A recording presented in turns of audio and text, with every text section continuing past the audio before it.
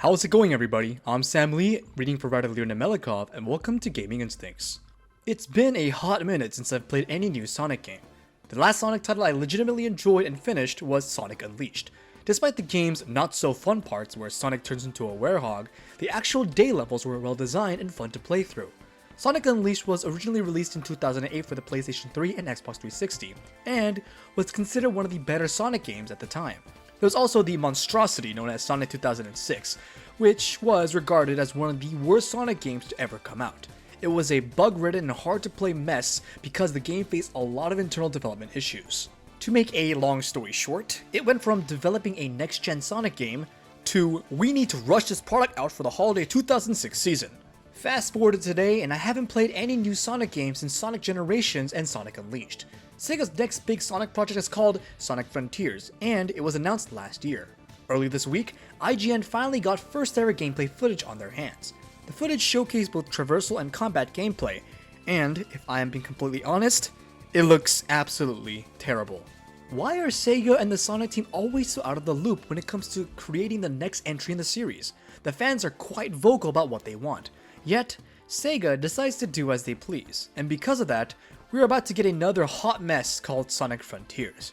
I am not really sure where to start when it comes to criticizing this title. I know it's still a few months out, but it's just not looking like a lot of fun, and the visual art direction is also all over the place.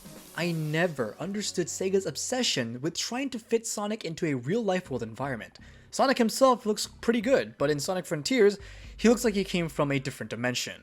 Why do you have a bright blue cartoony looking character with gigantic eyes running around in what looks like some ancient ruins on a realistic looking island with awfully low resolution textures that look like they are out of the PS3 and Xbox 360 era?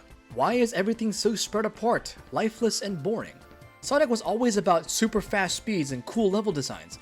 Trying to turn Sonic into a Breath of the Wild style open world is not going to do the franchise any favors. If anything, it would be the complete polar opposite.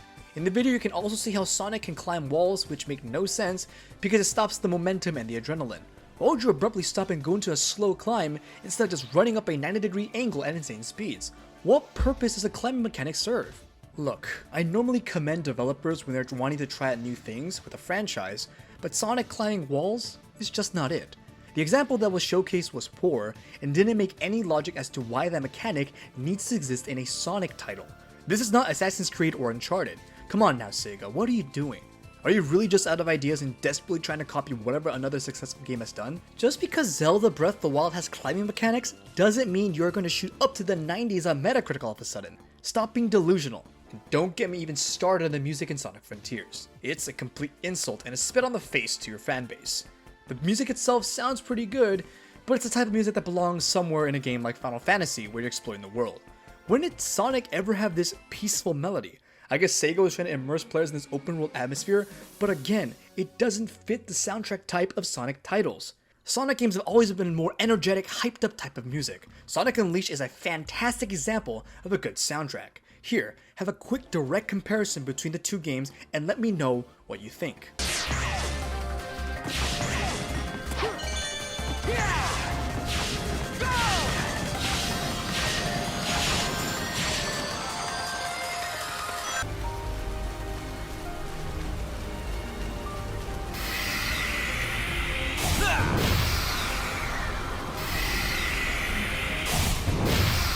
See what I mean and how drastically different it is?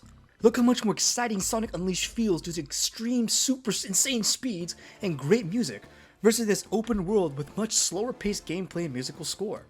After Sega showcased the lifeless and overly realistic world, they then decided to dive deep into the combat system of Sonic Frontiers. The combat is the only part that seems somewhat interesting, but what I do not understand are the enemy designs. The enemy design itself is not horrendous, but I don't think it belongs in a world where a blue hedgehog exists. It's just way out of place in my opinion. It's some weird looking metallic robots from outer space. The universe of Sonic Frontiers is all over the place, and the consistency seems off. Why not introduce classical enemies or something that Sonic fans can resonate with? Combat in Sonic games was never truly the main hook of the franchise. Traversal was always the main focus. But it's obvious that Sega doesn't really care about traversal anymore and decided to crap the bed completely. Instead, it seems they put more emphasis on the combat elements. In the gameplay footage, Sonic makes these circles around the enemies that then activate specific moves and let him expose the enemy's weak point. A good example of this is the part where he fights a giant satellite-looking robot that looks like it came out of Horizon Forbidden West for God knows whatever reason. While it seemed cool at first, I am fearful that the combat feels too slow, and will get quite repetitive quickly. Overall, I really was hoping that Sonic Frontiers could be the next good entry in the franchise, but that seems not the case based on these gameplay showcases. This really is sad because I think if Sega would have ditched cross-gen systems and the Switch, the game's design would allow for a lot more. I am sick and tired of all these cross-gen games because they hold back a lot of the technical aspects and game design elements that would only be possible in the next generation systems. But to be honest, I don't think cross-gen is the sole issue here. I think the Sonic team is either out of ideas or they are too stubborn to listen to their fans. How hard is it to make something similar like Sonic Unleashed but without the garbage Warhog levels? Or better yet, make Sonic Generations 2 because Sonic Generations was fantastic. Either way, I do not have high hopes for Sonic Frontiers anymore as I did when it was originally announced last year. Let us know what you think of the Sonic Frontier footage and what your major concerns are in the comment section below. We would love to hear it and have a conversation.